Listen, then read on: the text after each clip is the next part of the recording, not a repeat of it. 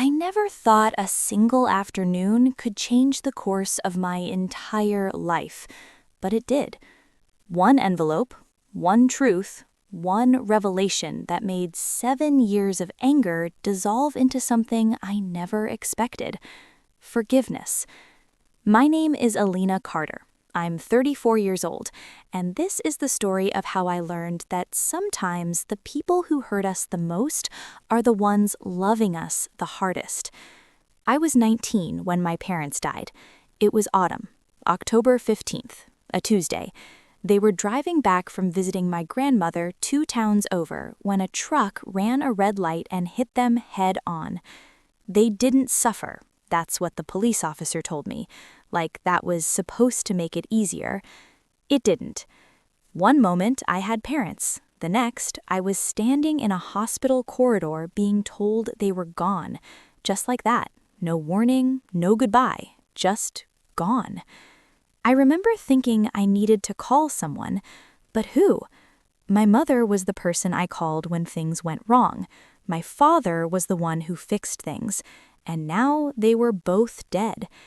I had a younger sister, Olivia. She was 15, still in high school, still a child in so many ways. I was in college, University of Pennsylvania, on a partial scholarship, studying journalism.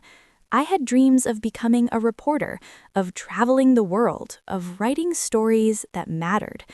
But when your parents die, and you're the oldest, dreams become luxuries you can't afford.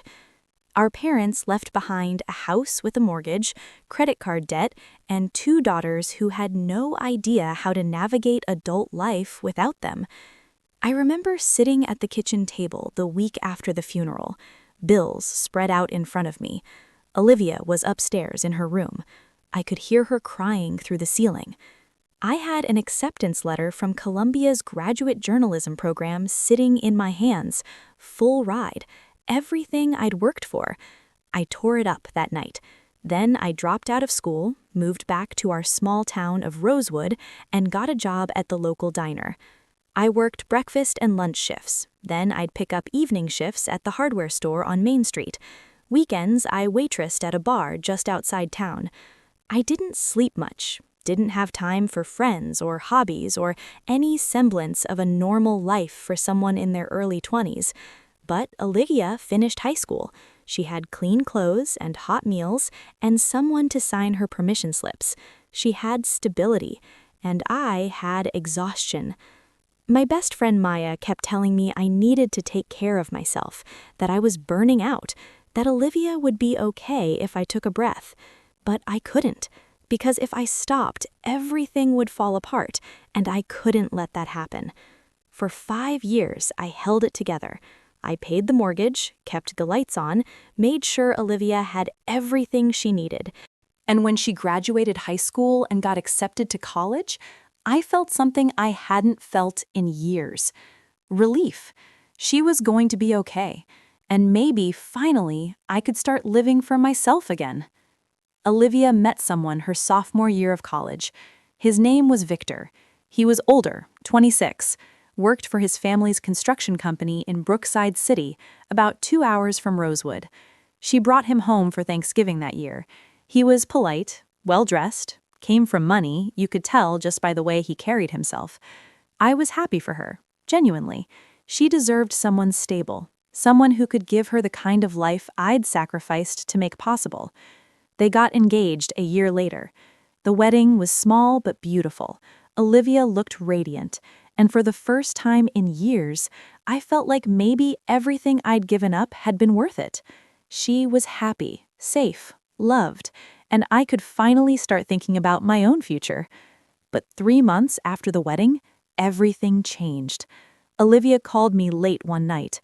I could hear the panic in her voice before she even said a word. She told me Victor's company was in trouble, serious financial trouble. They'd taken out loans to expand the business, and the projects had fallen through. Now they were facing bankruptcy. She was crying, begging me to help.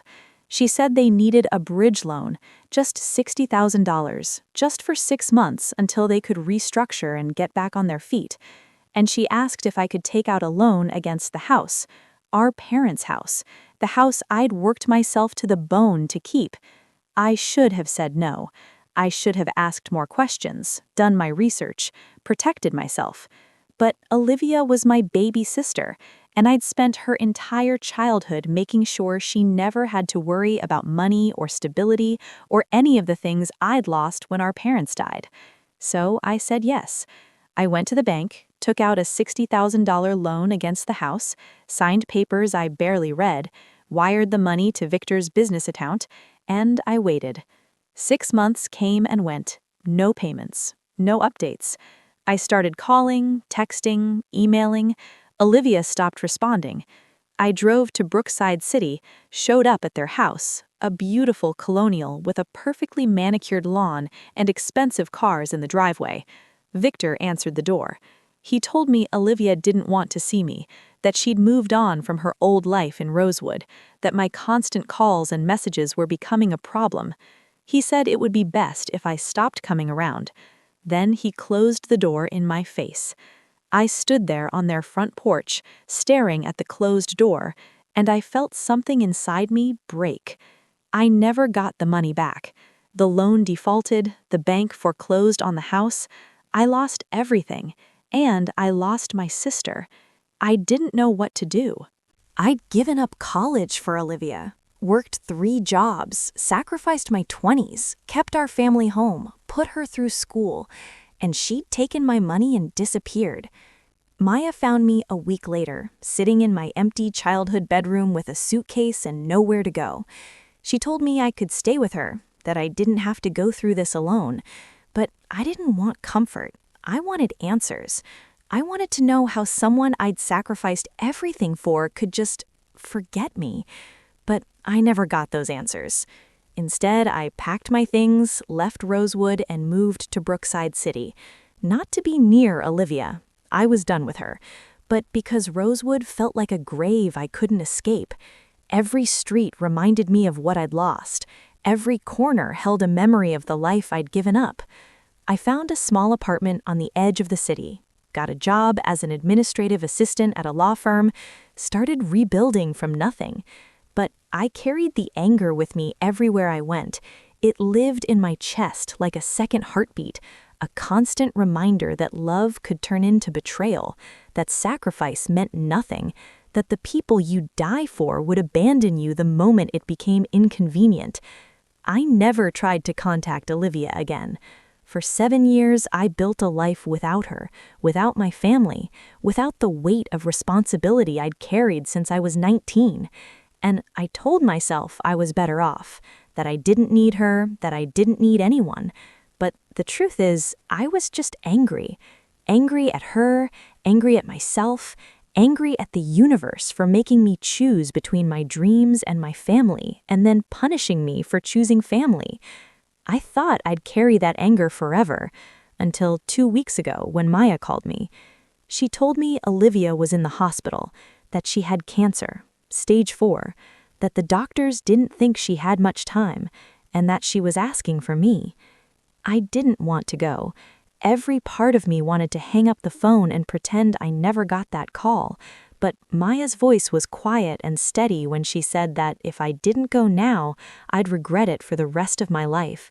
And she was right. I drove to the hospital the next day. The room was small, sterile. The air smelled like disinfectant and something else I couldn't name. Death, maybe. Olivia was in the bed.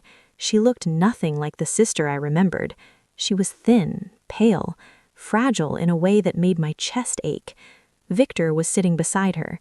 He looked older too, tired, like he'd been carrying something heavy for a long time. When Olivia saw me, she started crying. She told me she was sorry, that she knew she didn't deserve my forgiveness, that she'd hated herself every day for the last 7 years. I wanted to yell at her, to demand answers, to make her feel even a fraction of the pain I'd felt. But I didn't, because she was dying, and anger felt too heavy to carry in a room where someone was saying goodbye. I asked her why she'd done it, why she'd taken everything and then disappeared. She looked at Victor. He nodded, And then she reached into the drawer beside her bed and pulled out an envelope. She handed it to me with shaking hands. She told me to read it after she was gone. Made me promise. I took the envelope, and I promised. 3 days later, Olivia died. I didn't cry at the funeral. I stood in the back and watched as people who barely knew her said beautiful things about a sister I'd already lost years before she died. Afterward, I sat in my car, and I opened the envelope. The letter was handwritten, Olivia's handwriting. I recognized it immediately. It started with an apology, but then it told me something I never expected. 7 years ago, when Olivia called me asking for money, she lied. Victor's company wasn't in trouble. They didn't need a loan. I did. According to the letter, I'd been sick, really sick, for months. I'd been working myself to exhaustion for 5 years. No health insurance, no time to see a doctor. And I'd started coughing blood but refused to get it checked out because I couldn't afford it. Maya had noticed. She'd begged me to see a doctor. When I refused, she'd called Olivia. Olivia panicked. She knew I'd never accept help. I was too proud, too stubborn, too determined to carry everything alone. So she came up with a plan. She asked me for money knowing I'd say yes if I thought she needed it, and then she used that money to pay for my medical treatment. She worked with Maya to make sure I got the care I needed, made sure the doctors billed everything under a payment plan I didn't know existed, made sure I got treatment for what turned out to be early-stage tuberculosis that would have killed me if left untreated. It worked. I got better. But I hated her for it. And she let me. The letter said she'd rather have me hate her and be alive than love her and be dead. Victor had wanted to tell me the truth, but Olivia made him promise not to. She knew if I found out, I'd feel guilty. I'd try to pay her back. I'd sacrifice even more. She couldn't let that happen. So she became the villain, and I became free. Free from the weight of responsibility, free from the guilt of putting myself first, free to build a life that wasn't defined by sacrifice. The letter ended with an apology and 3 words. I love you. I read that letter 3 times before I let myself cry. And when I did, it wasn't because I was angry. It was because I'd spent 7 years hating the person who saved my life.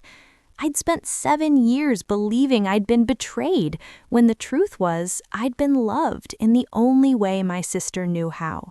She sacrificed her relationship with me so I could live, so I could be healthy, so I could stop carrying everyone else's burdens and start living for myself.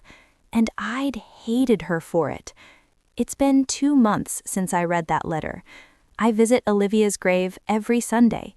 I talk to her, tell her about my week, tell her I'm sorry for all the years I wasted being angry. I'm rebuilding my relationship with Victor. He's a good man. He loved my sister, and he kept her secret even when it cost him my respect. And I'm learning something I didn't know before, that love isn't always gentle. Sometimes it's brutal. Sometimes it looks like betrayal. Sometimes it means making yourself the villain so the person you love can be the hero of their own story. Olivia gave me something I'd never given myself: permission to let go, to stop sacrificing, to believe that I was worth saving. I thought my sister betrayed me, but she didn't. She loved me the only way she could. And sometimes the hardest thing about love isn't giving it, it's receiving it, especially when it comes disguised as loss. I never thought a single afternoon could change the course of my entire life, but it did. The afternoon I opened that letter and learned that the person I thought abandoned me had actually set me free. And now, finally, I'm free to forgive, starting with myself.